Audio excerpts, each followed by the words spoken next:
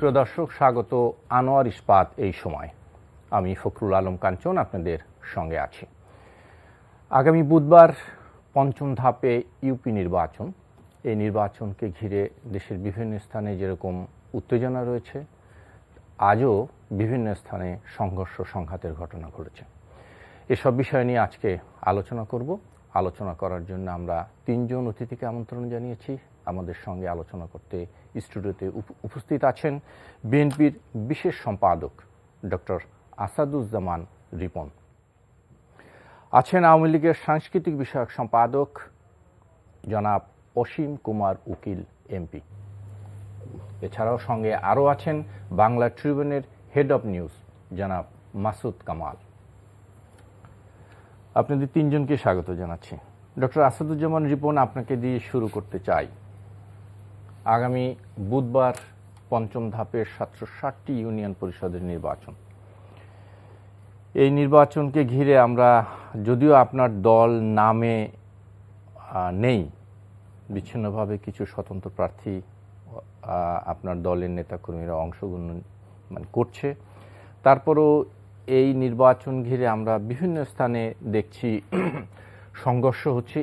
আমি যদি একদম সংক্ষেপে বলি বা মূল কথাটা বলতে চাই, তাহলে বলবো যে এবার এত সংঘর্ষ, মৃত্যু কেন? ধন্যবাদ আপনাকে।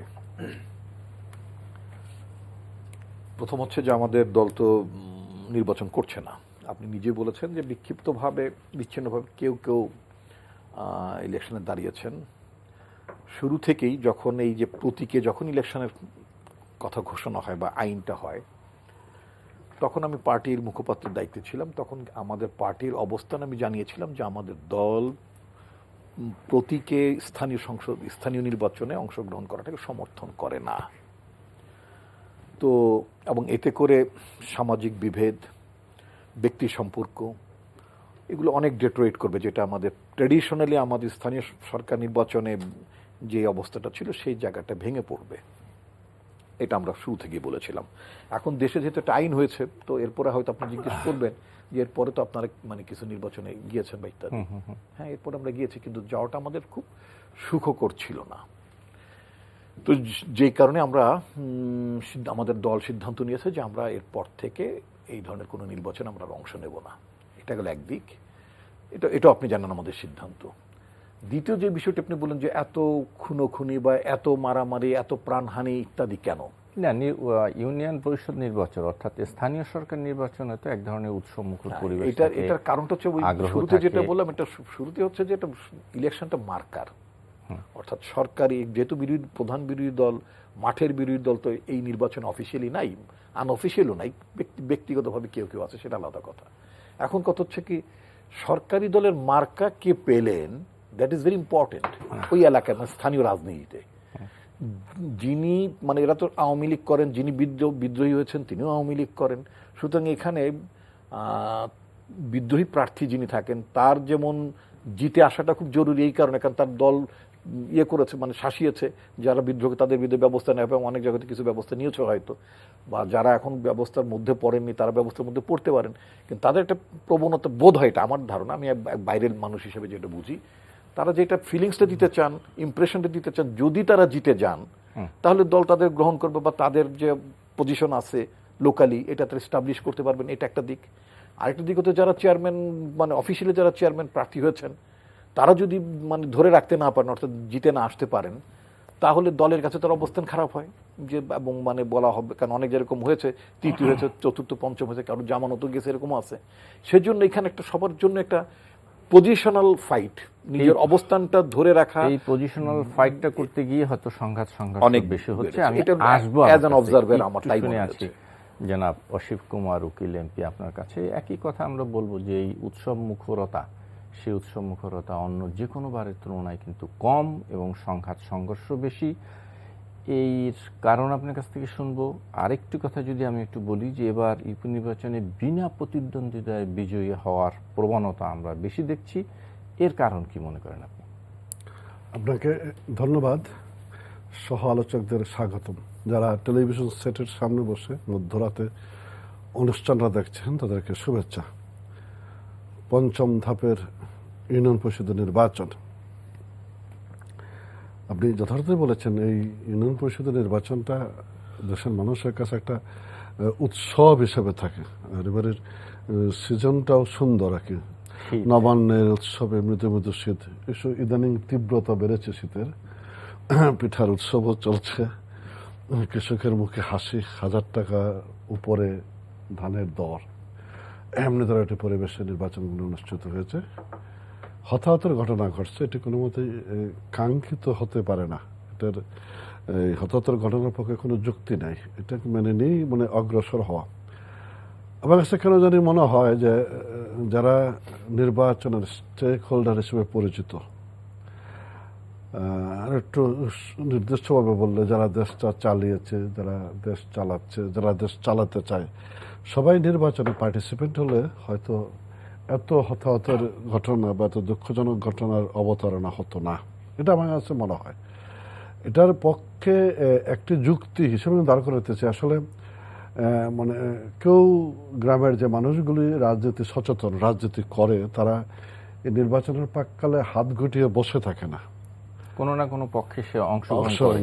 সেইটা আমার নিজের প্রার্থীকে পাশ করানোর জন্য যে আমার যা আহ্বান, আমার যে অবস্থান, আমি সংসদ সদস্য হিসেবে এলাকায় যেতে পারি না, আমি ঢাকায় বসে থেকে নৌকা মার্কার প্রার্থীদের জয়ী করানোর চেষ্টা করছি। ডক্টর আসাদুজ্জামান রিপন বলেছেন যে বিএনপি নির্বাচন বর্জন করেছে। হ্যাঁ, কথা সত্য, কথাটার মধ্যে পরিপূর্ণ সত্যতা নয়। ধরেন আমার এলাকাতে আমার 2 জন একদম পদবিধারী আর কি বিএনপি নেতা 2টা ইউনিয়নে নির্বাচন করছে আর কি সকলে মিলে, এবং বেশ জমজমাট নির্বাচন জমিয়ে তুলেছে বিএনপিরাও। ওইখানে যারা মনোনয়ন পেয়েছে, মনোনয়ন তো ইউনিয়নে 1 জন পেয়েছে, গড়ে 10 জন ছিল আর কি, বাকি 9 জন গিয়ে ভর করছে ওদের উপরে। সেটা বিএনপির ক্যান্ডিডেট কোনো জায়গায় আওয়ামী বিদ্রোহী, কোনো জায়গায় স্বতন্ত্র। এই ক্ষেত্রে আমার যে দায়িত্বটা থাকে আর কি, সেই দায়িত্বটা কিন্তু বিএনপি সেভাবে পালন করার প্রয়োজন পড়ে না, যেহেতু নির্বাচনটা বর্জন করেছে, মানে অফিশিয়ালি বর্জন করেছে। হ্যাঁ, প্রতিরোধের মধ্য দিয়ে যে কোনো মানে ঘটন সমস্ত দায় দায়িত্ব আসলে সরকার বা সরকারের দলের উপর যায়।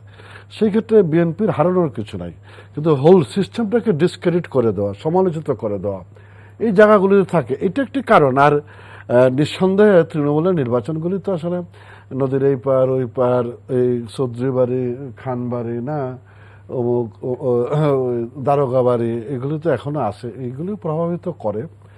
সব কিছু সূক্ষ্মভাবে একেবারে জাল ফালিয়ে নিয়ন্ত্রণের যে জায়গাটা, সেই জায়গাটা তৈরি করা যায় নাই বলে এরকম অনেক ঘটনা ঘটছে। তবে আশা করছি সামনের দিনগুলিতে এই জায়গা থেকে আমরা বেরিয়ে আসবে। এই নির্বাচনের একটা বৈশিষ্ট্য কিন্তু আপনাদের বিবেচনা রাখতেই হবে, ভোটারের উপস্থিতি শতকরা 75% বা তার উপরে। এই যে ইউনিয়ন পরিষদ নির্বাচনে কিন্তু এই এর চেয়ে বেশি হয়, এটা বাড়ছে আর কি, বাড়ছে। একটু করোনা সংক্রমণ, তারপরে বিএনপির মতন একটি দল নাই অফিশিয়ালি, সেই তুলনায় তারপরও আমি এটা সন্তুষ্টির বিষয় না, আমি বলতেছি যে মানুষের ভোট দেওয়ার আগ্রহের জায়গাটুকু নষ্ট হয়নি। পরিবেশটুকু থাকলে সবাই মিলে ভোটটুকু দিতে চায়, ভোট পদ্ধতিতেই বিশ্বাসী, সেইভাবে এগিয়ে যাচ্ছে। তবুও আশা করছি 5ম ধাপের নির্বাচনটা সুন্দরভাবে অনুষ্ঠিত হবে, সবাই এগিয়ে যাবে। আমরা যে ডক্টর আসাদুজ্জামান রিপন প্রতীকের যে বিতর্কটা আনতে চাচ্ছিল আর কি, আসলে গতবারই প্রথম ইউনিয়ন পরিষদ ইলেকশনগুলোকে প্রতীকের মধ্য দিয়ে হয়েছে। ওই সময়কালে হ্যাঁ, সত্যি কথা যে পক্ষে বিপক্ষে মতামত ছিল না তা না, আমরা একটু দেখি না, আমরা প্রতীকের পক্ষে অবশ্যই। আমরা গত ইউনিয়ন পরিষদ নির্বাচন থেকে শুরু হয়েছে স্থানীয় সরকার নির্বাচন, আমরা প্রতীকের পক্ষে। আমরা মনে করি তৃণমূল থেকে একেবারে সর্বোচ্চ পর্যায় পর্যন্ত একটা প্রতীকের পক্ষে সমস্ত মানুষগুলোকে দাঁড় করিয়ে দেখি, একটা নতুন পদ্ধতি হিসেবে দেখি না কি রেজাল্ট দেয়। কিন্তু এখন কি মনে হচ্ছে যে প্রতীকের নির্বাচনের কারণে না প্রতীক কোনো কিছু দায়ী না, সংকটটা অন্য জায়গায়। শুনবো আবার কাছে জনাব মাসুদ কামাল, শুনতে চাই একই কথা, 5ম ধাপের ইউপি নির্বাচন। জি, আপনি যে কথাটা বলছিলেন নাকি যে মানে হানাহানি এত কেন হচ্ছে, হানাহানি হওয়ার মূল কারণ যেটা, সেটা হলো গিয়ে যে ইউপি চেয়ারম্যানের যে পদটা, এই পদটা যারা প্রার্থী এবং যারা এলাকাবাসী তাদের কাছে একটা লাভজনক পদ হিসেবে বিবেচিত হয়। লাভজনক পদ, এই পদে যেতে পারলে আমার অপরিমিত অর্থ উপার্জন হবে, এলাকায় প্রভাব প্রতিপত্তি হবে, এবং এই জন্য এই পদটা যাওয়ার চেষ্টা করে, যেটা নাকি তত্ত্বগতভাবে হওয়ার কথা ছিল না, কিন্তু এটা হয়ে গেছে। আর যেহেতু এখন অন্য কোনো দল নেই, আওয়ামী লীগ একা, সেখানে আওয়ামী লীগ তো বড় দল, দীর্ঘদিন ধরে ক্ষমতায় আছে, যারা এক সময়, এখন তো 10 জনের মধ্যে যদি আপনি যদি রাস্তায় 10 জনের সঙ্গে ধাক্কা খান, 9.5 জনই আওয়ামী লীগ। কিন্তু এত আওয়ামী লীগ কোথেকে আসলে বলা বড় কঠিন, কিন্তু এসে গেছে। কিন্তু তাদের কাউকে কিন্তু আপনি বলতে পারবেন না তুমি আওয়ামী লীগ করো না, সবাই আওয়ামী লীগ করে, বিশাল নেতা এটা। তো ওরাও কিন্তু চেষ্টা করে যে এখানে আওয়ামী লীগের প্রতিনিধিটা কে সেটা আমি প্রমাণ করার জন্য, যে কারণে এলাকায় যে কারণে তারা মরিয়া হয়ে যায়। এবং যখন মরিয়া হয়ে যায় তখন, আর যেহেতু ছোট এলাকা, স্থানীয় পরিষদ সবাই সবাইকে চেনে, ভোটারদেরকে সবাই চেনেন, ওনারাও কিন্তু ওই ভোটারদেরকে নিয়ে আসেন যে আমার আধিপত্য, আমার প্রতিপত্তি বজায় রাখার জন্য অথবা প্রতিষ্ঠা করার জন্য নতুনভাবে আমার ভোটগুলি দরকার। যারা ভোট দিতে আসেন তারা কেউ নির্বাচন ব্যবস্থার প্রতি প্রেমে পড়ে, নির্বাচন ব্যবস্থার প্রেমে উদ্বেলিত হয়ে ভোট দিতে আসেন তা কিন্তু নয়। ওনারা আসেন হলো ওই লোকগুলি যারা প্রভাবিত হয়। আবহমান বাংলার ঐতিহ্য এইটা, ইউনিয়ন পরিষদের নির্বাচনে এক ধরনের এরকম ইয়া থাকি, যার যার যে সেটা থাকে, সেটা অন্যভাবে থাকে। আমি বলি আপনাকে সেটা কীভাবে থাকে।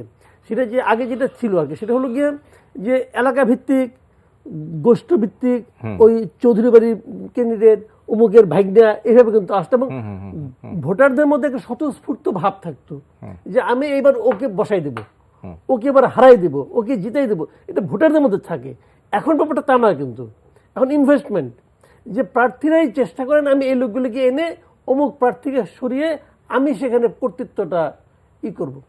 এখন যেমন ধরেন যে কথাটা মানে মনে করেন আওয়ামী লীগ থেকে নমিনেশন পায় নাই, আওয়ামী লীগের নমিনেশন খোদ দলের যে সভানেত্রী উনি দিয়েছেন, ওনার সিগনেচারে হয়েছে। তারপরেও কিন্তু বিদ্রোহী হতে কারোর মধ্যে কোনো দ্বিধা নাই। কেন দ্বিধা নাই? উনি মনে করতেছেন যে আদর্শ পরে, আগে এলাকায় আমার আধিপত্য বিস্তার করতে হবে। আমি যদি এলাকায় পাওয়ারফুল হিসেবে নিজেকে পরিণত করতে পারি, প্রমাণ করতে পারি, তাহলে এই সিগনেচার চেঞ্জ হয়ে যাবে। এই আশার থেকে সে করতেছে, এবং এই আশাটা কিন্তু তাদের হঠাৎ করে আসে নাই। এই আশা তারা আসছে অতীত অভিজ্ঞতার ভিত্তিতে। অতীতে এই দেশে 2 দলই দেখা গেছে, বিদ্রোহী প্রার্থীরা পরে তাদেরকে দল সাদরে গ্রহণ করে নেয়। তাহলে ওই অভিজ্ঞতা থেকে কিন্তু তারা আসছে। যদি একবার না নিত তাহলে এবার কি হবে আমি জানি না, শুনলাম এবার নিয়ে খুব কঠোর হবে না। কিছু তো আমরা নিশ্চয়ই বলতে পারবেন, হ্যাঁ এবার বেশি কঠোর হবে না, ব্যবস্থা তো নিয়েছে। তো মধ্যে কথা হলো ওইটাই, যদি ইউপি চেয়ারম্যানের পদটা একটা লাভজনক পদ না হতো তাহলে কিন্তু এত কিছু হতো না। কারণ উনি জানেন যে আমার দলের আমি এই ইলেকশনে নমিনেশন পাইনি, উনি টাকার বিনিময়ে পেয়ে গেছেন, অথবা যেভাবে পেয়ে গেছেন। আমি যদি এই ইলেকশনে না দাঁড়াতে পারি, উনি যদি আবার চেয়ারম্যান হয়ে যান, আগামীতে আমার খুঁজে পাবে না। অতএব তার ওখানকার এলাকায় আধিপত্য বিস্তার রাখার স্বার্থে ওনারা কিন্তু মাঠে নামতে হচ্ছে, এবং মাঠে নামছেন। তখন তাকে বিএনপি যে হেল্প করতেছে। এখন বিএনপি যে হেল্প করতেছে কি কারণে? বিএনপি চিন্তা করতেছে আওয়ামী লীগকে হারাই দিলাম। যেমন আমি একটা ঘটনা দেখলাম, ওখানে বগুড়ায় একটা ইউনিয়ন পরিষদে 6 জন প্রার্থী, আওয়ামী লীগের যে প্রার্থী নৌকা মার্কার, সে পেয়েছে 120 ভোট। এটা কি কারণে হয়েছে? সবাই কিন্তু ইন্টেনশনালি 6 জনের মধ্যে ষষ্ঠ হয়েছে, যে ওরা লাস্ট বানাবো, বুঝলেন? তাহলে লাস্ট হলো কে? নৌকা। এখন এই যে নৌকাকে লাস্ট বানানোর যে আনন্দ, সেই আনন্দটা কিন্তু বিএনপিরা দিচ্ছে। ডক্টর আসাদুজ্জামান রিপন, যেটি মাসুদ কামাল বলছিল যে নৌকাকে হারানোর জন্য বিভিন্ন স্থানে বিএনপির সমর্থকরাও এক ধরনের আনন্দ খুঁজে পাচ্ছে, এবং সে কারণে যারা স্বতন্ত্র হয়তো নির্বাচন যেখানে করছে সেখানেও তারা এ ধরনের সাপোর্ট দিচ্ছে। একেবারে আমি কিছুটা সত্যতা পাই যদি একদম কাছে আমরা দেখি নারায়ণগঞ্জের সিটি নির্বাচনে, সেখানেও আপনাদের একজন অনেক বর্ষিয়ান নেতা, হ্যাঁ, অ্যাডভোকেট তৈমুর আলম খন্দকারও স্বতন্ত্র প্রার্থী হয়েছেন। শুনতে চাই এই কথাটা আপনার কাছ থেকে। তৈমুর আলম খন্দকার সাহেব উনি নির্বাচন দাঁড়িয়েছেন, এখানে কে আনন্দ পাচ্ছেন সেটা আমি অবশ্য বলতে পারছি না এখন রাইট নাও। তো তো যাই হোক, না, কিন্তু আপনারা যে নির্বাচনটা একদমই বয়কট করেছিলেন, সে বয়কটের স্থানে নাই, কোনো কোনো জায়গায় না, প্রার্থী দল- দিয়েছেন, না, না, কোনো কোন দলগতভাবে আপনারা বয়কট করেছেন, আবার কোনো কোনো জায়গায় নৌকার প্রার্থীকে হারানোর জন্য, যেটি দাদাও বলছিলেন যে যা সমর্থক কর্মী যারাই আছেন তারাই মানে বিরোধী দলের, শুধু উনি নাম বলেন নাই আপনাদের, বিরোধী দলের তারা সবাই একাট্টা হয়ে কাজ করছে। এটা উনি যেটা বলেছেন, ওনার যে অবজারভেশন, সেটা আমি মানে ভিন্ন মত পোষণ করব না। এটা খুব লোকালি এরকমই অ্যালাইনমেন্ট গুলো হয়। লোকালি এই ধরনের অ্যালাইনমেন্ট অনেক সময় চাচাতো ভাই দাঁড়াইছে, শালা যে বিরোধিতা করে, শালা দাঁড়াইলে দুলাভাই বিরোধিতা করে, বাপ দাঁড়াইলে ছেলে বিরোধিতা করে। Local perspective different. আমি মাসুদ কামাল সাহেবের বক্তব্য যেটা বলছে যে বিএনপি এক ধরনের বিকৃত আনন্দের কথা বলছে, না, বিএনপি কোনো বিকৃত আনন্দ বোধও করছে না, নির্মল আনন্দ বোধও করছে না। কারণটা হচ্ছে যে আমরা যেটা মনে করি টোটাল মানে নির্বাচন ব্যবস্থাটা, কারণ এটা এই ধরনের টেম্পোরারি আনন্দ পেতে কোনো লাভ নেই। কারণ যেই আনন্দ স্থায়ী না হয়, জনগণ যাতে আনন্দিত না হয়, ওই ধরনের অবস্থায় না যে মানে ইন্ডিভিজুয়ালি কে হারলো, কে ডুবলো, কে 6 নম্বর হলো, এটা দেখে এই ধরনের আনন্দ, it is not a long lasting আনন্দ, সোজা কথা, দীর্ঘমেয়াদী আনন্দ। আমরা যে আনন্দটা চাই, জনগণ আনন্দিত হোক, জনগণ তার ভোট দিতে পারুক, জনগণ তার প্রার্থী বেছে নিতে পারুক, যেটা মুক্তিযুদ্ধের সময় যেই নির্বাচন মানে যে নির্বাচনী আকাঙ্ক্ষা বা যে কারণে আমরা মুক্তিযুদ্ধ অংশগ্রহণ করলাম, আমাদের দেশ যে কারণে মুক্তিযুদ্ধ গেল, বাংলাদেশ স্বাধীন হলো, বাংলাদেশ স্বাধীন হওয়ার একটা প্রত্যয়, নির্বাচন তো আমি আসছি, বাংলাদেশ স্বাধীন হওয়ার কারণে তো একটা বাংলাদেশের প্রত্যয় ছিল, তো বিনা প্রত্যয় তো বাংলাদেশ সৃষ্টি হয়নি। সুতরাং যে সমস্ত কজেস, যে সমস্ত কারণে বাংলাদেশ সৃষ্টি হয়েছে, একটা আকাঙ্ক্ষা, সোজা কথা, সেই আকাঙ্ক্ষার জায়গা থেকে বাংলাদেশ অনেক অনেক গুণ পিছিয়ে পড়েছে। তো সেটার জন্য এখন যেটা দরকার, একটা টোটাল ডেমোক্রেটিক রিফর্ম দরকার। বাংলাদেশে এখন একটা একনায়কতান্ত্রিক কর্তৃত্ববাদী শাসন ব্যবস্থা চলছে, এবং ইনক্রিজিংলি বর্তমান যে সরকার ক্ষমতা আছেন, ইনক্রিজিংলি তাদের এই অ্যাটিটিউডটা আরও বাড়ছে ইন দ্য নেম অফ উন্নয়ন। উন্নয়নের সাথে আপনার গণতন্ত্রের কোনো বিরোধ নেই, উন্নয়ন থাকবে, গণতন্ত্র থাকবে, সুশাসন থাকবে। কিন্তু আজকে যে নতুন পরিস্থিতি আজকে হলো, উনি যে একটু হয়তো বলবেন যে বিএনপি ইউএস স্যাংশন দেওয়ার কারণেও বিএনপি বিকৃত আনন্দ বোধ করছে, নো, অফকোর্স নট। আমরা দেখলাম অতি সম্প্রতি গত বছরের শেষ মাসের 10 ডিসেম্বরে ইউনাইটেড স্টেটস বাংলাদেশের একটি বাহিনী, মানে যেহেতু তারা নাম উল্লেখ করছে, বা আমাদের র্যাপিড অ্যাকশন ব্যাটালিয়ন নাকি র্যাপিড কি বলছি, আচ্ছা,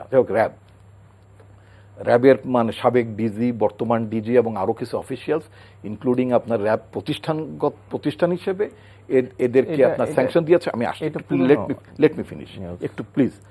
তো তাদের উপর একটা স্যাংশন দিয়েছে, এবং এটা স্টেট ডিপার্টমেন্টের থেকে এসেছে এবং ট্রেজারি থেকে এসছে। ট্রেজারি থেকে আসার বিষয়টা হচ্ছে যে সম্পত্তি বাজেয়াপ্ত ইত্যাদি ইত্যাদি, যদি কারোর ব্যবসা থাকে, সম্পত্তি থাকে ইত্যাদি, কোনো লিঙ্ক আপ থাকলে সেগুলো সবই বাজেয়াপ্ত হবে। এটার কত ইম্প্যাক্ট আছে, যে ইম্প্যাক্টটা হচ্ছে যে আমেরিকার এই ঘটনাটাকে আমি একটা নিউ মানে আমেরিকান পার্সপেক্টিভ হিসেবে দেখি, যে নিউ আমেরিকান পার্সপেক্টিভ বাংলাদেশকে বেলারুশ, কম্বোডিয়া, উত্তর কোরিয়া, মিয়ানমার মতন এই সমস্ত দেশগুলোর সাথে বাংলাদেশকে ক্লাসিফাই করেছে, যেটা বাংলাদেশের একজন নাগরিক হিসেবে এটা আমার জন্য মোটেই সম্মানজনক নয়, বরং এটা আমাদের জন্য অত্যন্ত লজ্জাস্কর, এবং আমরা এই ব্যাপারে মানে আশাহত হয়েছি। দ্বিতীয়ত হচ্ছে, আমাকে একটু 2 মিনিট আমার পর থেকে আমার প্রশ্নতে কেটে নেন সময়টা। দ্বিতীয়ত হচ্ছে আপনার মানে অন্য সময় থেকে তখন বলবেন। দ্বিতীয়ত যে ডেমোক্রেটিক রিফর্মটা খুব এর আগে আলোচনা, Democratic reform is very essential, very needed. নির্বাচন ব্যবস্থাটাকে আগের জায়গায় ফিরিয়ে আনতে হলে, জবাবদিহিতার জায়গাটা ফিরিয়ে আনতে হলে, বা জবাবদিহিতা সৃষ্টি করতে হলে, হোয়াট এভার, কোন আমলে কম ছিল বেশি ছিল, এই ধরনের বিতর্কে আমি যেতে চাই না। আমি যেটা বলতে চাই যে we need a total Democratic reform, যেখানে আমাদের সংবিধানে মানে আপনার আইনের মাধ্যমে নির্বাচন কমিশন হবে, আইনের মাধ্যমে বিচারপতি নিয়োগ হবে, ইত্যাদি ইত্যাদি, যে সমস্ত বিষয়গুলি ছিল, প্রধানমন্ত্রী থেকে শুরু করে A to Z যারা জনগণের কর্তৃক নির্বাচিত হবেন, তার প্রত্যেকেই জনগণের কাছে জবাবদিহির জায়গায় থাকবেন। এই ধরনের একটা ডেমোক্রেটিক রিফর্ম আমাদের থাকা দরকার। তারপরে আপনার বিষয়টা হচ্ছে আমেরিকার এই স্যাংশনের কারণে যেটা হলো সেটা হচ্ছে যে বাংলাদেশের যে ব্যাপকভাবে হিউম্যান রাইটস ভায়োলেশন হয়েছে এবং যেটা জুডিশিয়াল কিলিং থেকে শুরু করে এনফোর্স ডিসঅ্যাপিয়ারেন্স থেকে শুরু করে বন্দী অবস্থায় বন্দীদের উপর নিপীড়ন থেকে শুরু করে যে সমস্ত ঘটনাগুলো ইন্টারন্যাশনাল মিডিয়াতে বাংলাদেশের অধিকার জাতীয় প্রতিষ্ঠানগুলোতে মানে রাইটস অর্গানাইজেশন যেগুলো হাইলাইট করেছে গত কয়েকদিন আগেও আপনার মানে আইন সালিশ কেন্দ্র আমি একটু শেষ করে দিই 1 মিনিটে শেষ করে দিতে পারবো এই বিষয়গুলোতে যে মেসেজটা দিয়েছে সেটা হচ্ছে Democratic backsliding must be stopped that is one of the implication. আমি আরেকটা বিষয় যেটা বলতে চাই সেটা হলো যে প্রশাসন এবং এই ঘটনার পরিপ্রেক্ষিতে আমরা আমাদের রাষ্ট্রের জন্য একটা কালিমার ঘটনা ঘটেছে, আমরা লজ্জিত, কিন্তু এর মধ্যে দিয়ে একটা ঘটনা যেটা হবে সেটা হচ্ছে যে প্রশাসন এবং নিরাপত্তা বাহিনীতে মানে যারা এই সমস্ত কাজগুলোতে জড়িত হন অথবা সরকার বিরুদ্ধে যে অভিযোগগুলো আছে সরকার যাদেরকে এনগেজ করে এই সমস্ত কাজগুলো করার জন্য অথবা যে সমস্ত বাহিনীর যে সমস্ত সদস্যরা বা কর্মকর্তারা সরকারকে এই সমস্ত কার্যক্রমগুলোতে করে টিকিয়ে রাখতে চিন্তা করেন তাদের মধ্যে সাবধানতা, তাদের মধ্যে কাইন্ড অফ সতর্কতা বাড়বে।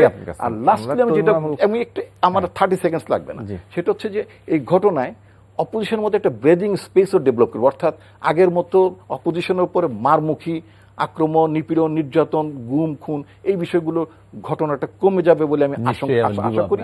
আর হচ্ছে এন্ড অফ কমফোর্টেবল রিটায়ারমেন্ট, এটি আমার শেষ কথা।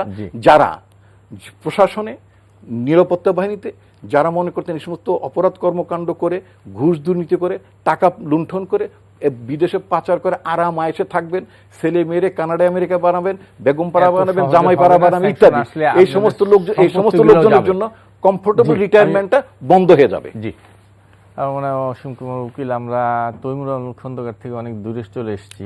আপনি আমার মনে হয় নিশ্চয়ই এই কথা কিছু বলবেন।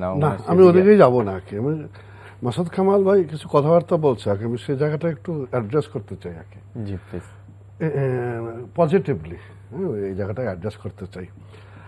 আপনার উনি বলছেন যে ইউনিয়ন পরিষদের চেয়ারম্যান একটা লাভজনক পদ আছে। আমি তো একজন এমপি হয়েছি আর কি, আমি এটা খুঁজতেছি, ওনার কাছ থেকে একটু পরামর্শ নিতে হবে। আমি 3 বছরের মধ্যে এটা খুঁজে পাইতেছি না লাভজনক, মানে আমার পদে খুঁজে পাইতেছি না। আমি চেয়ারম্যানের জন্য যাবো কি করে, মেয়রের বসে যাবো কেমন লাভজনকের জায়গাটা। ভাতা ঠাতা দেওয়া হয় কিনা? না ভাতা তো ধরেন সর্বোচ্চ ভাতা তো এমপিরা পায় আর কি, না যে যেটা সর্বোচ্চ ভাতা ভাতার বাইরে বলেছে যে এই পদটাকে লাভজনক পদ সেই জায়গাগুলো আসলে মানে আমরা যখন ভোটার না তখন যে নির্বাচনী প্রক্রিয়াগুলি দেখেছি, আমরা যখন ভোটার হয়েছি তখন প্রক্রিয়াগুলো দেখতে দেখতে আজকের এই জায়গায় এসে যখন দাঁড়িয়েছে তখন সব কিছুতে একটা পরিবর্তন এসেছে। সেটা পজিটিভ নেগেটিভ সেটা ভিন্ন কথা, কিন্তু পরিবর্তন এসেছে। আমার রাজনৈতিক বিবেচনা এটা বলি যে মানে ধরেন বসন্তের কোকিল শব্দটা তো এইবার আসছে তা তো না, শত বছর থেকে আসে। মানে এরকম রাস্তাঘাটে ঠেলা ধাক্কা খাইলে বসন্তের কোকিল্লা থাকবে, এটাও স্বাভাবিক, অস্বাভাবিক কিছু না। এরা কতটুকু নেতৃত্বে আছে, নিয়ন্ত্রণে আছে, সেটাই হচ্ছে বিষয়। মুক্তবাজার অর্থনীতির যে বাতাস আছে সেই বাতাসেই সকল ক্ষেত্রে একটা পরিবর্তন আনছে, এটা গুণগত পরিবর্তনই এনেছে বলে আমার কাছে মনে হয়। আপনার লাভজনক পদ আমার কাছে এটা মনে হয় না একদম তৃণমূল থেকে দেখা মানুষ হিসাবে আর কি। তবে নিঃসন্দেহে ওই ইউনিয়নটা ডমিনেটিং করা আর কি। আমরা একটা ফ্যামিলি, আমি একটা বেটা, আমি একটা মানুষ, আমি একটা চেয়ারম্যান আর কি। এই জিনিসগুলি এখন আসছে গ্রামে গঞ্জে, চেয়ারম্যান বাড়ি, দারোগা বাড়ি, এমপি বাড়িও আছে, মন্ত্রী বাড়িও আছে এখন, এগুলি হচ্ছে। এই জায়গাগুলি আছে, জায়গাগুলি নাই তা না, কিন্তু এই পরিবর্তনটা আবার এটা আমি একদম ফ্ল্যাট রেটে বলতেছি, কিছু ব্যতিক্রম তো থাকবে সেটা অন্য কথা। কিন্তু আমি বললাম তো, আমি অনেস্টলি বলতেছি যে আমি তো এই যে এমপি হিসেবে চালালাম 3টা বছর, এখনো আছেন, 3 বছর পার করলাম 30 ডিসেম্বর আগে। আপনার আমরা কিন্তু উপজেলা লেভেলে একটি মাত্র কমিটির সভাপতি, সেটা হলো স্বাস্থ্য কমিটির সভাপতি। আমরা না, আমি এমপি না এমপি, এটা অফিসিয়ালি একটি কমিটির সভাপতি। আমার সমস্ত এমপি তার নির্বাচনী এলাকার স্বাস্থ্য কমিটির সভাপতি। এটা বিষয়টা হলো যে উপদেষ্টা থাকে না, আমি আসতেছি শেষ করি। নীতি নির্ধারকরা যারা পরিচালনা করে তারা স্বাস্থ্য খাতকে এত গুরুত্ব দিয়ে জিনিসগুলো তৈরি করছে, এখন না, এটা আগের থেকে হয়ে আসছে। আবার সবগুলো কমিটির উপদেষ্টা হলো এমপি। এমপির অঙ্গুলি হারানোর বাইরে কোথাও খুব একটা কিছু হয় তা না, এটা প্রশাসনে যারা থাকে তারা এমপির পরামর্শক্রমে করে আর কি না। কিন্তু একটি কমিটির সভাপতি, এটা হাসপাতাল কমিটিটার সভাপতি, বাকিগুলি উপদেষ্টা, এটা সবকিছু মিলে জিনিসগুলি পরিচালনা করা আর কি। সেক্ষেত্রে আমরা যখন উপদেষ্টা হই তাহলে ইউনিয়নের চেয়ারম্যানরা বহুদূরে না আছে একটা জায়গার মধ্যে থাকে। একটু মাসুদ কামালের সময় দিই না সেটা দিব। জি। আমি এখানে এই জায়গাটা নিয়ে আসতেছি। আসলে দুদিন পরে বলতেছিলেন যে সবাই সাদরে গ্রহণ করে নেয়। আসলে মানে ঠিক এই শব্দটা রাজনৈতিক বিবেচনা খুব অ্যাপ্রোপ্রিয়েট না কি। হ্যাঁ, আমরা একটা নেতা তৈরি করি, কোনো একটি ঘটনায় সে লাইনচ্যুত হয় তাকে আমরা এক্সপেল করি, কিন্তু আমরা এই জায়গাটা আবার উন্মুক্ত রাখি যে নেতাটা দীর্ঘ পথ পরিক্রমা তৈরি হয়েছে সেজন্য আবার আসতে পারে আর কি। সেজন্য আমরা আমাদের বয়সে যেটা দেখি একটা সময় গিয়ে সাধারণ ক্ষমা ঘোষণা করে দেওয়া হয়। এটার সাথে সাধারণ গ্রহণ করা বেশ কমটা কি মানে সাধারণ ক্ষমা ঘোষণা করা হয় যে প্রাথমিক সদস্য হিসেবে আবার দলীয় কর্মকাণ্ডে অংশগ্রহণ করতে পারবে, কিন্তু পূর্ববর্তী পদ সে ফিরে পাবে না। সে তো সভাপতি বা সাধারণ সম্পাদক ছিল, এটা পাবে না, কিন্তু প্রাথমিক সদস্য হিসেবে কাজকর্মে অংশগ্রহণ করা হয়। আর একবার দল থেকে এক্সপেল হলে এটা সারা জীবন বয়ে বেড়াতে হয় আমাদের সমাজে। যেন মাসুদ কামাল, আমরা তৈমুর আলম খন্দকার থেকে অনেক দূরে চলে আসছি। আচ্ছা, আমরা যদি শুনতে চাই যে বিএনপির আপনার কাছ থেকে শুনে যাই সমগ্র কথা। না, এখন হলো কি মানে অসীম দা যে কথাগুলি বললেন, আমি কিন্তু উনি তো ওনার নিজের অভিজ্ঞতা বলেছেন। ওনার এই অভিজ্ঞতা উনি যেটা বলেছেন, উনি যে ভুল বলেছেন অথবা আমাকে বিভ্রান্ত করার জন্য বলেছেন, এটা আমি মনে করি না। আমি ওনাকে বিশ্বাসও করি, কারণ ওনার যে এলাকার উনি এমপি, সেই এলাকা আমার বাড়ি থেকে খুব একটা দূর না, আমি ওই এলাকায় যাতায়াত করি। কিন্তু উনি যে এলাকার এমপি তার চেয়ে অনেক কাছে আমার এলাকার এমপি। আমার এলাকায় এর আগে যিনি এমপি ছিলেন 5 বছরে ওনার কি পরিবর্তন সেটা তো আমরা দেখেছি। ওনার বাড়ি ঘরের কি পরিবর্তন সেটা তো আমার এলাকার সমস্ত লোকই দেখেছে। এবং যে পরিবর্তনগুলি হয়েছে যার মাধ্যমে, যেমন ধর শুনেন ভাই, অর্থ কিন্তু আসমানি উপায়ে আসে না। আসমানি উপায়ে ওহি আসতে পারে, অর্থ আসতে পারে না, আসে। হ্যাঁ, ওহি আসে। নাহলে আমাদের নবী কিন্তু ওই না খেয়ে রোজা রাখতো না, আল্লাহ তাআলা ওহির সঙ্গে কিছু টাকা পয়সা দিয়ে দিতে পারতো, দেয়নি তো। তো উনি যখন হঠাৎ করে এত টাকার মালিক হয়ে যান, এরকম ভবনের মালিক হয়ে যান, এরকম গাড়ির মালিক হয়ে যান, বলেন যে শুল্কবিহীন গাড়ি। আরে শুল্কবিহীন হলেও তো গাড়ি, শুল্কটুকু বাদ দিলে তো টাকাটা দিয়ে কিনতে হবে। তো তো ওইটা কোথেকে আসে রে ভাই? লাভজনক পদ, প্রত্যেকটাই লাভজনক পদ। অসীমরা এখন বুঝতে পারেন না এই পর্যন্ত, উনি আর বাকি জীবনে বুঝবেন না। আল্লাহ ওনাকে না বুঝার ক্ষমতা না দেখ, এই প্রার্থনাই করি। তাহলে উনি আমার স্টুডেন্ট লাইফে ইউনিভার্সিটিতে আমাদের লিডার ছিলেন, ওই শ্রদ্ধাটা নিয়ে থাকতে পারবো বাকি জীবন, এটাই চাই। কিন্তু 300 জন এমপির মধ্যে ওনার মতো এমপি এই হাতের আঙ্গুলের গুণা বের করে দেওয়া যাবে। একজন মানে আপনার ইউপি চেয়ারম্যান বলেন, অমুক বলে, এটা খুব একটা কমন ব্যাপার। এটা আমার কিন্তু বইটা প্রমাণ করতে হবে না, এই দেশের মানুষ এমনি জানে। তো বিষয়টা হলো ওখানে যে যদি এই পদটা লাভজনক না হতো তাহলে এত মারামারি হতো না।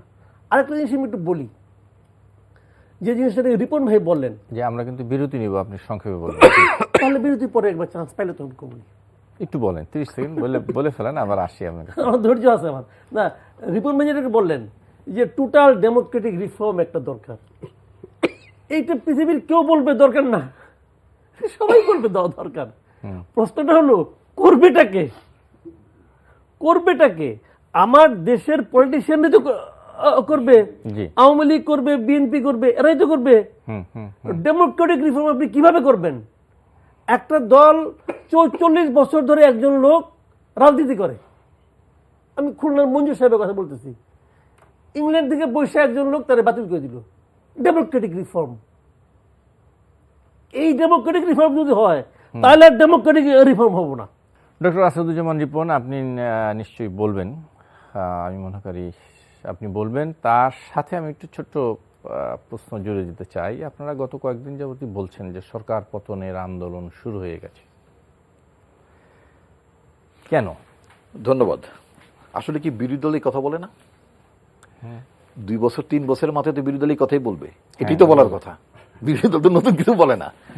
এইটা আপনি যদি যদি যদি আপনি মানে পলিটিক্যাল আন্দোলনের ট্র্যাক অথবা বিরোধিতার ট্র্যাকটা যদি আপনি দেখেন বিভিন্ন সরকারের সময়, আপনি দেখবেন যে মোটামুটি 2 বছর পার হওয়ার পরে 3 বছর থেকেই অপোজিশন সরকার পতনের ডাক দেয় এবং এবং বিরোধী দল চিন্তা করতে থাকে, সোজা কথা তারা সময়টা গণতে থাকে। এটা হলো বিষয়। সুতরাং এটার মধ্যে আমি কোনো মানে নতুনত্ব কিছু দেখি না।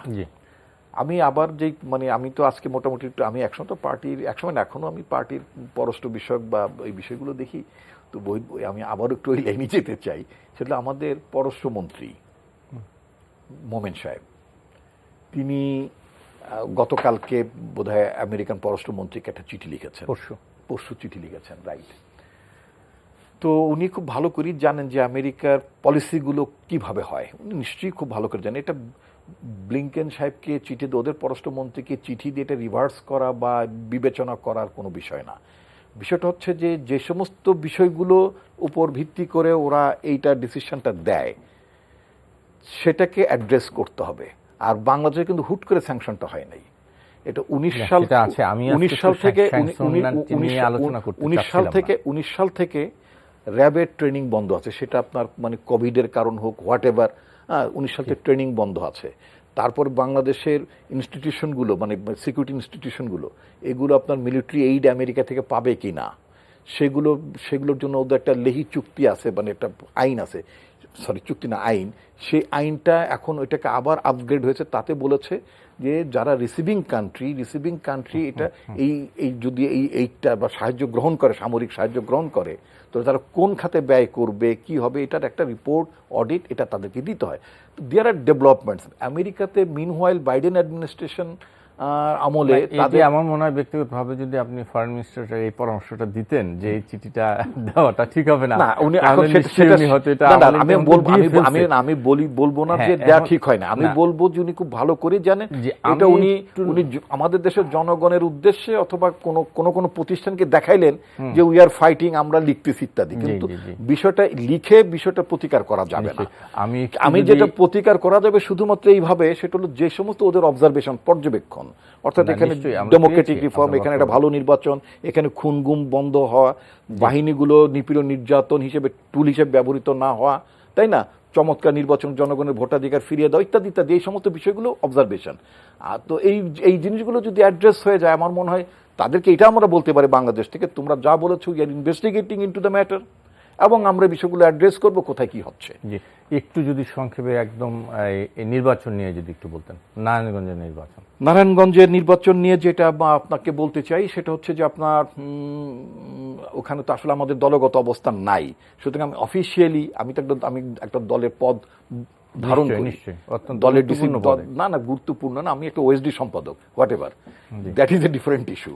হ্যাঁ, তো আমি যেটা বলতে চাই সেটা হচ্ছে যে আপনার ওই নির্বাচনটাই সরকারের জন্য অনেক চ্যালেঞ্জ। আমি একটা কারণে বলতে চাই, যেহেতু অপোজিশন বলছেন, আমাদের তরফ থেকে বলছে যে এই আন্দোলন সরকার পতনের আন্দোলন ইত্যাদি, হোয়াট এভার, আমরা আমাদের বক্তব্য বলি, বিরোধী দলের ভাষা যা বলা উচিত সেটাই বলছি।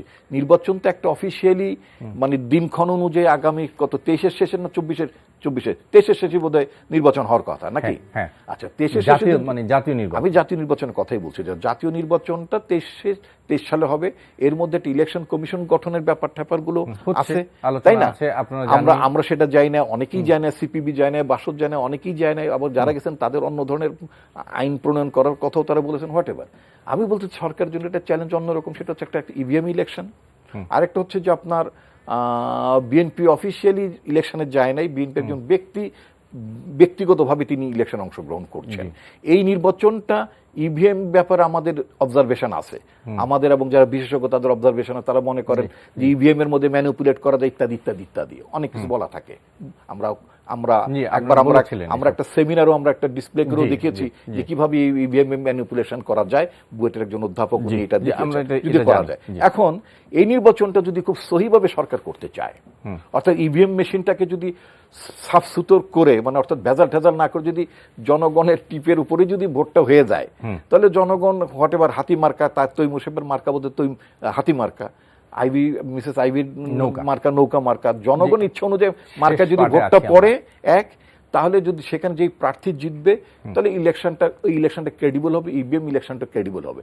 এবং এই নির্বাচন যদি আওয়ামী লীগ হেরেও যায়, যদি হাতি মার্কা যদি জিতেও যায়, অ্যাটলিস্ট গভর্নমেন্টের জন্য এই অ্যাডভান্টেজটা তৈরি হবে, সেটা হচ্ছে যে ইভিএম এর মধ্য দিয়ে নির্বাচন ক্রেডিবল হয় এবং বিরোধী দলের লোক ব্যক্তিগতভাবে হলেও উনি দাঁড়িয়েছেন, তিনিও নির্বাচনে জিততে পারেন। সুতরাং সরকারের জন্য একটা বড় সুযোগ। মানে বলছিলেন যে এই নির্বাচনে বিএনপি জিতলেও, বিএনপি না, হাতি মার্কা বিএনপি নেতা স্বতন্ত্র প্রার্থী, উনি জিতলেও যেরকম আওয়ামী লীগের লাভ, আবার হারলেও আওয়ামী লীগেরই লাভ। আওয়ামী লীগ বুঝাতে পারবে যে একটা ফ্রি ফেয়ার ইলেকশন হচ্ছে, কারণ 23-এ জাতীয় নির্বাচন আছে সামনে রেখে হয়তোবা এই কৌশল আওয়ামী লীগ নিয়েছে।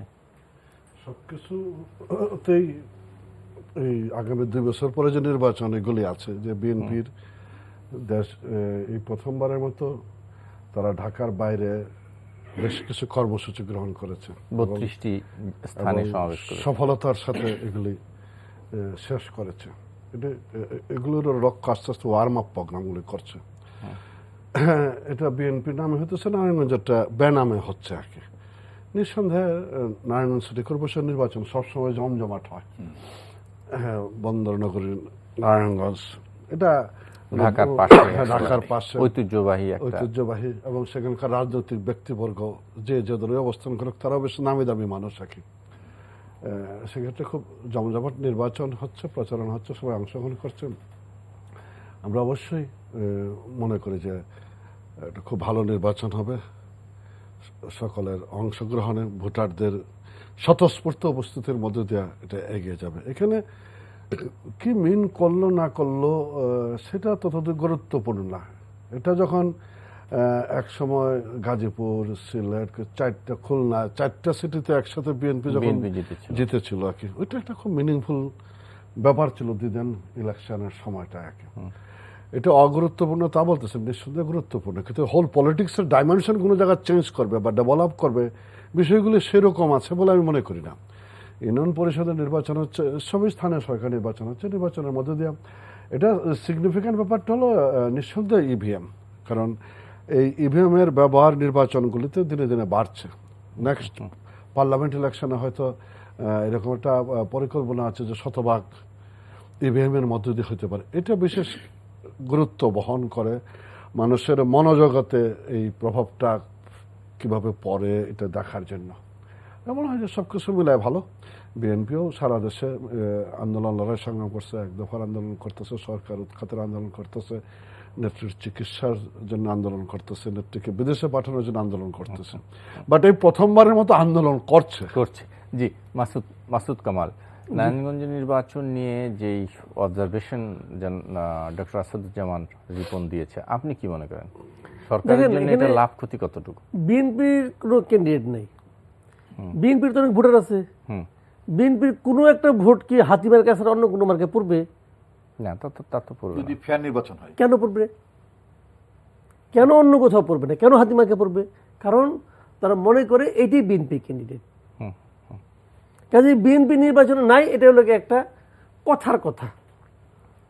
BNP very much in the election, very much. কিন্তু সেটি হলো নারায়ণগঞ্জের ক্ষেত্রে। আমি নারায়ণগঞ্জটা বলতেছি, আপনি তো নারায়ণগঞ্জ নিয়ে প্রশ্ন করেছেন, আমি এটা বলছি। আচ্ছা, আবার কি হয়েছে যে আওয়ামী লীগের সব জায়গায় যেহেতু ক্ষমতাসীন দল, অনেকে তো সুবিধা পেতে চায়, যারা না পায় তারা বলছে ঠিক আছে এইবার যদি আইভিকে কোনো মতো সই দিতে পারি, আগামীতে আইভি আর পাত্তা পাবে না, আমি আসবো। তারা হয়তো কিছুটা চেষ্টা করবে যে ঠিক আছে আইভিকে সই দিই, কে জিতবে কিন্তু ইম্পর্টেন্ট না, আইভিকে সই দিই, সরি হ্যাঁ আইভিকে ফেলাই দেই, তো আইভিকে ফেলাই দিতে চাচ্ছে সে। এখন এটাও কিন্তু এখানে ইকুয়েশন হবে। তারপরেও আইভি একজন জনপ্রিয় ক্যান্ডিডেট ওখানকার, এবং উনি অনেকদিন ধরে আছেন, আর উনি ইলেকশনটা বুঝেন। ইলেকশনের কিন্তু একটা ইকুয়েশন আছে, ইলেকশন কিন্তু সবাই বুঝে না, জনপ্রিয় হলে যে পাশ করে আসবে তা না, ইলেকশন করার একটা মেকানিজম আছে। এই মেকানিজমটা আইভি ভালো বুঝেন বলেই উনি তো কোনো ইলেকশন হারেন নাই, নিয়মিত জিতে আসতেছেন, তো উনিও ওনার মধ্যে যাবেন। কাজেই আমি মনে করি যে যদি আগে একবার কিন্তু তৌহিদুল আলম খন্দকার দাঁড়িয়েছিলেন, শেষ রাত্রে ওনাকে বসিয়ে দেওয়া হয়েছিল বিএনপির মাধ্যমে। না, উনি সেটা বলেছেন যে তৈমুর আলম খন্দকার বলেছিলেন আমি জিততাম, হ্যাঁ। আমাকে বসাই দিছে, না না, আমাকে জবাই করে দিয়েছে, আমাকে জবাই আমাকে করে দিয়েছে, হ্যাঁ। উৎসর্গ করেছে। আমাকে কে উৎসর্গ করছে? বিএনপি তো করছে, তার দলে তো দল, করছে। হ্যাঁ, হ্যাঁ। তাহলে তার দল মাঝে মাঝে তাকে জবাই করে দেয়। যদি এইবার তার দল তাকে জবাই না করে দেয়, হ্যাঁ। তাহলে হয়তো আমরা ইলেকশন দেখবো। আবার আরেকটা কথা আছে, আমরা এই না, সবই আমরা- কিন্তু আমরা- ঘটবে তখন। আমরা কিছু ছাড়িও নাই, কিছু জবাইও করবো না। আমাদের দলকে ওটাই তাই। আমাদের কথা হলো যে তার সবকিছু নির্ভর করতেছে নির্বাচনটা কিভাবে হবে। কারণ আমাদের নির্বাচন তো পরিচালনা করার দায়িত্ব দেওয়া হয়েছে একটা মহান ইলেকশন কমিশনের উপর। এই ইলেকশন কমিশনের যে চেহারা আমরা এই যাবৎকালে দেখছি গত 5 বছরে, প্রায় তো শেষ মাথায়, তো গত 5 বছরে যা করছে, শেষ বেলায় এসে তারা হঠাৎ করে চেহারা চেঞ্জ করে ফেলাবে সেরকম মনে করার কোনো কারণ আমি দেখি না। তো উনি যদি ওই ধারণার মধ্যে আসেন তাহলে হবে। তবে শেষ কথা হলো, যদি বিএনপি হেরে যায়, যে যদি অল্প ভোটে হারে, বিএনপি কিন্তু বলবে তাদেরকে জোর করে হারানো হয়েছে। না, এটা হলো রিয়েলিটি। BNP আমাদের তো এখানে candidate-ই নাই। হারু পার্টি কখনো স্বীকার করে না, একমাত্র ডক্টর কামাল ছাড়া আর কেউ স্বীকার করে না যে আমি হারছি। সবাই কয় ওই কারচুপি করছে, ওই জেনারেল ওসমানীও বলছেন, হ্যাঁ হ্যাঁ, জেনারেল ওসমানীও বলছেন। ওসমান অনেক আগের কথা, দেখো ওটা অনেক আগের কথা। না না, তারপর ওই রেফারেন্স এছাড়া আমি কারণ বলতে শুনি নাই, 91-ও শুনি নাই, 96-ও শুনি নাই, 2001-ও শুনি নাই, 2008-ও শুনি নাই। আর পরবর্তী শোনার কোনো দরকারই নাই, জি, ওটা কিছু হয়ই নাই। 2014 আর 19-18-তে কিছু হয় নাই রে ভাই। জি। আমার মনে হয় আমি শেষ করতে চাই, যদি 10 সেকেন্ডে বলতে পারেন, মানে ডক্টর রিপন আপনি একটু বলবেন, না, একদম 10 সেকেন্ড। আমি যেটা বলতে চাই, 2022 নতুন বছর। আমি আশাবাদী মানুষ। অসীম কুমার উকিলও বিভিন্ন অনুষ্ঠানে উনিও সবসময় আশাবাদ জাগা নিয়ে কথাবার্তা বলেন। আমরা যেটা চাই যে আসলে আমরা যেই স্বপ্ন নিয়ে, আমাদের পূর্বপুরুষরা যারা যে স্বপ্ন নিয়ে বাংলাদেশ প্রতিষ্ঠার লড়াইটি করেছেন, নেতৃত্ব দিয়েছেন, সংগ্রাম করেছেন এবং বাংলাদেশ রাষ্ট্র প্রতিষ্ঠিত হয়েছে, সেই লক্ষ্য উদ্দেশ্যগুলো এই দেশের মানুষ জি, আমরা দেখুক, পেয়েছি। জি। বাস্তবায়ন হোক, জি, জনগণের সরকার নির্বাচিত করুক, দেশে সুশাসন আসুক, জবাবদিহিতা আসুক, বাংলাদেশ অনেক সমৃদ্ধ হওয়ার মতো বাংলাদেশের অবস্থা আছে। জি। অসীম কুমার উকিল আমরা MP। করব জয়, আমাদের হবে জয়, জনগণের হবে জয়, রাজনীতির হবে জয়। নতুন বছরে এটি আমাদের প্রত্যাশা। ওনায় ডক্টর আসাদুজ্জামান রিপন, জনাব মাসুদ কামাল এবং অসীম কুমার উকিল, আপনাদের তিনজনকে অনেক অনেক ধন্যবাদ আমাদের সময় দেওয়ার জন্য। আপনাকে ধন্যবাদ। দর্শক, এই ছিল আমাদের আজকের আয়োজন। আগামী অনুষ্ঠানে আবার দেখা হবে।